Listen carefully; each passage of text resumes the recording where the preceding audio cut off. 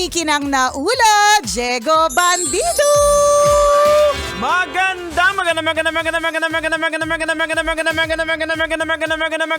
tanghali! Kumikinang ina!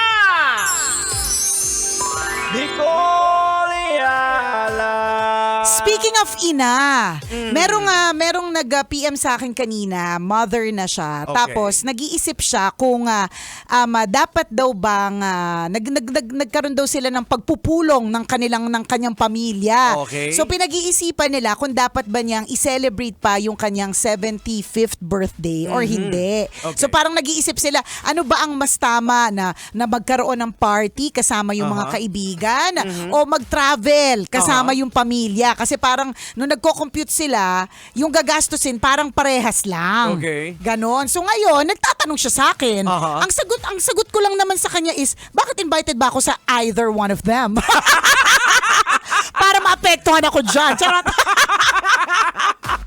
Kasali ba ako sa travel? Or kasali ba ako sa party? Diba? So ikaw, Jex, ano tingin mo?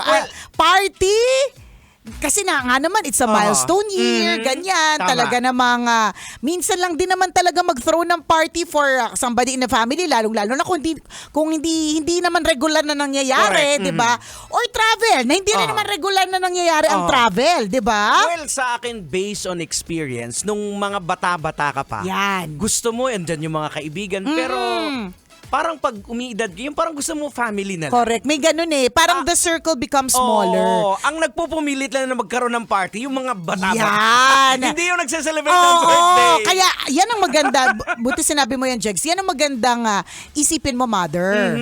Alin yung gusto mo. Oo. Diba? Siyempre, totoo. May mga pagpupulong talaga ng family members Yes, kasi sila ang oo. financer eh. Correct. Diba? Kaya kahit pa paano, meron silang say sa mangyayari. Diba? Kasi siyempre sila yung gagastos eh. Oo. Pero ang tanong dito, ano ba talaga yung trip mo? Yan. Malaki pa, kung ikaw ay magpa-party, madami pa ba ito? Kilala mo ba yung Kilala mga pa ba? bisita mo? Natatandaan mo ba sila? Kasi marami po kami ako I would say nasa quarantine pa lang ako, pero ang daming mga taong na nami-meet ko ulit for the second or third time, na honestly I don't remember them. Oo. Etchos lang talaga ang lahat. Pag nagkatalikuran na, tapos tatanungin ako ng anak ko, who is that, mom? Sabi ko, I don't remember. Di ko matandaan, be quiet. Huwag ka nagtatanong. Nakaka-lurking. Yung ganun. So, meron pa ba? Meron pa bang madami pa ba ito? Or, pwede din namang you can have the best of both worlds. Yes, Pwede kang mag-party. Total naman at 75, di ba? Naniniwala din naman talaga ako, hindi na madaming yung mga tao sa paligid mo eh. Kasi una, pag 75, malamang yung iba May mga iba na una na. Yun ang katotohanan sa lahat. May mga iba na nauna na. Meron namang mga iba na nakakalimot na. Meron namang iba na gusto man nila makarating dun sa party kaya lang nangangatog na sila, di ba? So hindi na siya ganyan karamihan. Correct. Di ba? And plus, kung man buhay pa lahat ng batchmates mo or malalakas pa lahat ng batchmates mo, marirealize mo rin naman at that age na hindi lahat ng yan totoo sa'yo. So, di ba, as you grow older, totoo naman, the circle becomes smaller. Di ba? Natatandaan ko lagi yan, Jegs, I'm sure you were there during our parties. Nung kasal namin, ewan ko lang, 2010, wala ka pa. 500 ang guest ko. No. Tapos nung nagkaroon ng problema, parang ilan hindi, na lang sila? walang 5. Nung nagkaroon ng issue, nung nagkaroon ng mga challenges, nung nagkaroon ng mga pagsubok, mabibilang mo lang talaga sa isang kamay kung sino lang talaga yung mananatili na tatayo. Tama. And that's when you realize as you grow older. Kasi natatandaan ko yun ang big talaga ng mga parties namin dati. At hindi naman kami nagsisisi doon. Kasi at that season, gusto din naman namin yun. At saka kahit papaano, afford din naman namin yun. Seasonal kasi talaga. Correct. So kaya ang tanong namin sa iyo, mother, at this season, ano yung mas mahalaga sa iyo? Yan. 'Di ba? Hindi talaga para kami yung magsabi kasi iba rin yung experiences namin. Tingnan mo, paano sinagot ni Diego? Based on my experience. So experience niya. Correct. So ba't ka ba nagtatanong sa amin? Pakakaiba kami ng lechon mo. Pero yun nga, sabi mo, kung pwede naman yung both worlds para mapagbigyan mo yung anak mo kasi gusto din nilang i-celebrate yung life mo. Correct. Then throw in siguro wag masyadong bongga, small Pwede. party. Tsaka alam mo, Jeg, sa totoo lang, I've hosted a lot of events. Malalaki at maliliit. And kung i-compare ko talaga yung malaki sa maliit, mafe-feel mo talaga, kunyari weddings, iba naman yung corporate, iba talaga yun. Pero kunyari big weddings versus small weddings, parehas bongga kasi parehas namang pinaghandaan, parehas namang pinaghirapan, nag-prepare. Pero yung talagang ramdam mong sincere lahat, na hindi mo kailangang utusang magstay hanggang mapanood yung SDE. Correct. Nangyayari yun sa mga small parties, yung mga small na weddings na very intimate. Doon mo talaga ramdam na ramdam. 'Di ba? But then again, kanya-kanya yan. Correct. 'Di ba? Kung kinasal kami sa panahon na marami kaming pagsubok tapos sakto lang yung pera, small wedding din kami.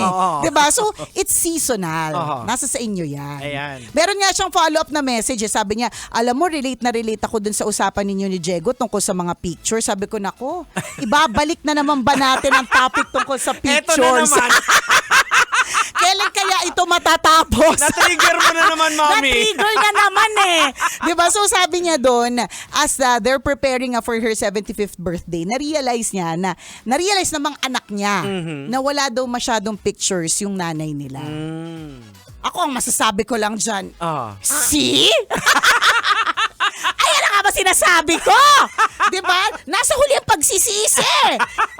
Pero kung sa bawat pagkakataon nandiyan ang camera at ready, hindi nyo issue to. Ay, sorry, high pitch ba ako? Hyper bago, Diego?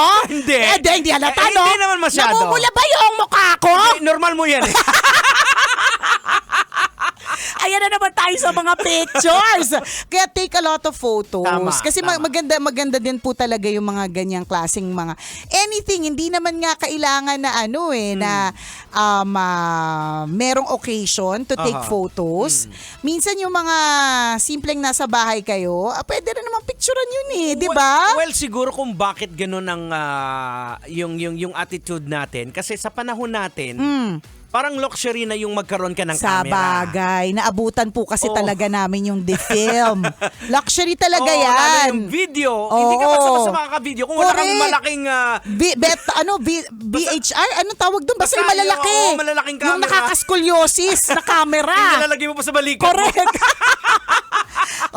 Na ang pwede lang mag-camera, mag-video noon yung mga lalaki kasi yun nga binibit-bit nila talaga yung sa kanilang balikat, 'di ba? Siguro maaaring sugat pa rin to ng kabataan natin. Kaya hayok tayo sa pictures. Pero iba pa rin. Alam mo, it's so nice to go back to the time that it happened. 'Di ba? Na parang ay nangyari pala ito or may ganito palang okasyon. Ayan. O dati, ito nakikita ko lagi to sa sa picture ng anak ko kabilang I love to take photos. Yung suot ni Prince, yung bunso ko na shorts ngayon. Dati jogging pants yun Sabi ko, grabe, hindi tayo nagtatapon Tipid na tipid sa pambahay. Dati to, jogging pants. Tapos may picture ako, naging tokong siya. Tapos ngayon, shorts. Tapos papunta na sa brief. Promise. Pa-brief na siya talaga. Alam mo kung kanino influensya yan? Kanino? Influensya ng tatay. Oo naman. Influensya ng tatay kasi yun nga, as I go back to the memories, madami siyang mga damit na hanggang ngayon nandyan pa rin Sinusuot pa rin, buhay pa. Alam mo yun, sabi ko may mga kaibigan na tayong namatay pero tong t-shirt mo na to. Ako nga, buhay pa rin. Sa totoo, meron pa akong damit na suot-suot ko pa rin ngayon na mas matanda pa sa anak ko. Talaga?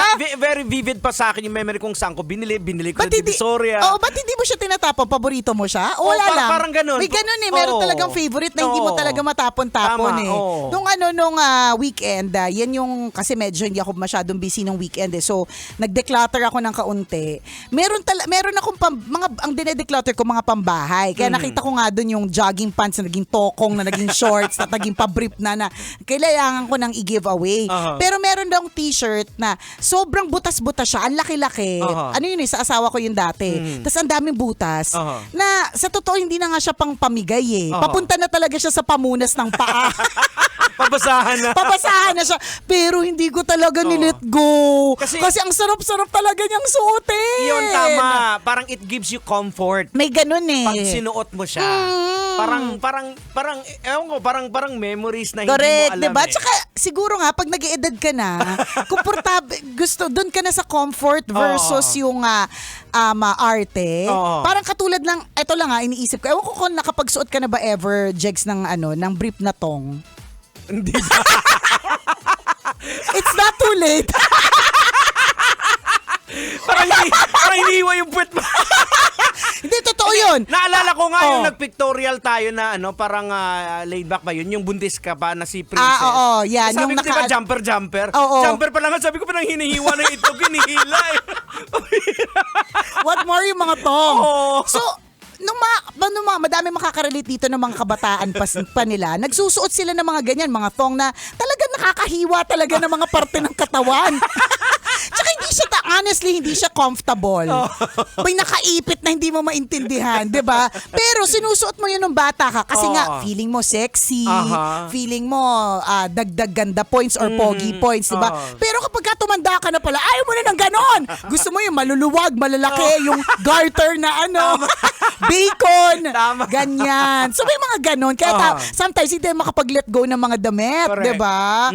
Well, one thing's for sure, minsan, whatever it is, picture, damit, pabango, video, 'di ba?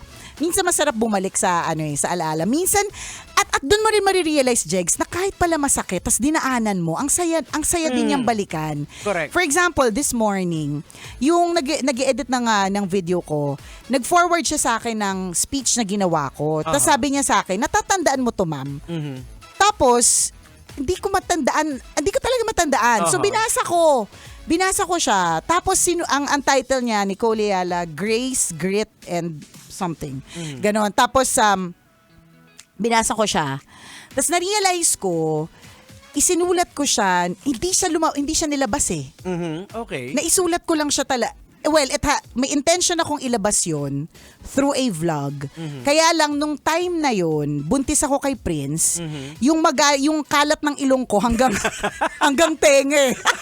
Magang-maga yung ilong ko. Tapos basta, pinorward din sa akin ni editor yung ni Nero. Lumagpas po sa mata ni Nicole yung ilong niya. Lagpas talaga, ganun kamaga. Talaga kumalat po siya. Mas malapat sa mata. Ganun po kakalat yung ilong na parang hindi ko kayang videoan yung sarili ko. Kasi yun yung email ko eh. Parang I want to, gusto ko tong i-vlog. Yung ginawa ko, yung sinulat ko, gusto kong i-vlog. Kaya lang, saka na, kasi meron pa akong pimple na kasing kalaki ng kulugo. Yung pa talaga yung email ko, parang ganun. So bukod sa kumalat yung ilong ko, lagpas sa mata. Kasi buntis ako nun kay Prince eh. Yun, September 2018. Yun nga, meron pa akong pimple na kasing laki ng kulugo. So, hindi ko caring mag-vlog or i-video yung speech na yun. So, yung speech na yun, yung isinulat kong yun, hindi nabasa o hindi na ng kahit sino. Okay. At nung binasa ko siya ulit, parang ang daming emosyon yung bumalik sa akin eh. Kasi that was the year na parang kaka-promote ko lang nun as station manager. At marami kang At marami akong pinagdaanan nung unang taon na yon. Tama. Oo, nung unang taon. Sobrang dami. Tas, basta, i-forward ko din sa'yo. Nakakatuwa lang siya na nung pinorward ko nga rin siya sa boss natin eh. Sabi ko, sir, share ko lang to ha. Hindi to nailabas in any form. Pero ito yung damdamin ko nung mga panahon na yon. And looking back, nung binabalikan ko, una hindi na siya masakit. Kumpara dati, na akala ko hindi ko kakayanin, promise, 2 beses akong dinugo. Tapos ngayon yung anak ko 6 years old, makulit, di ba? Yun lang, it's just a realization na minsan may mga dinadaanan talaga tayong malulupit na parang feeling natin, ATM or at the moment, hindi natin kakayanin. Correct. Pero pag lumipas sa maraming taon, binalikan mo, parang nga siyang madali lang eh. Tama. Parang nga naisip ko nga, talaga parang hirap na hirap ba talaga ako nung panahon na yun? It was, hindi parang naman that's easy. the older you Older you. Parang ang hina mo. Oo, diba? Parang, ano ka ba? ang hina naman eh. Parang, Hinang nilala. Oo. Tapos, wala lang, nakakatuwa lang yung mga ganyan. Kaya nga, right magsulat po kayo. Aha. 'Di ba? Kaya ako writer ako eh. Kapag ka meron sinusulat ko talaga, kapag ka may ng emosyon inaano ko talaga siya, dino-document ko siya. Tapos ang ganda lang ng feeling na pag binalikan mo, tapos hindi mo na, kumbaga nabaon na siya, hindi ko siya matandaan.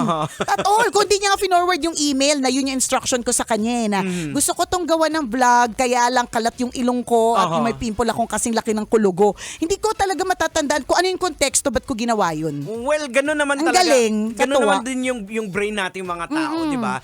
Pag masasamang as much as possible, parang binubura Kinakalimutan, natin. correct. Nakakalimutan Binabaon. siya. Kasi ayaw na nating balikan yun. Oo, bakit pa natin babalikan? Oo. 'Di ba? Paulit-ulit babalikan yung masakit at masaklap, 'di ba?